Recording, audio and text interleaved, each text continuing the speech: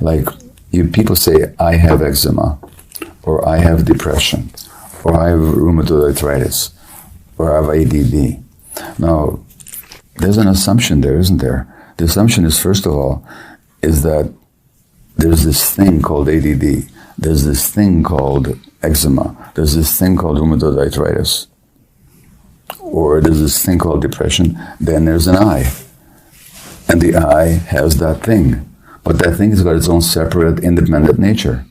But to say that I have this disease makes the assumption that this disease got a separate life and nature of its own. It doesn't. What if we saw disease of all kinds, mental or physical or addiction, not as the things in themselves that have their own nature, but as processes that manifest our lives? And if I live my life differently, then I can have an impact on that process, so that process will change. Mm-hmm. That's exactly actually how it is. So for shorthand language, I understand it's helpful to say I have depression. Right. But how important is the words we choose? But if we buy into that language, we're actually missing the point, because you don't have it. Mm. There's no it that's separate from you.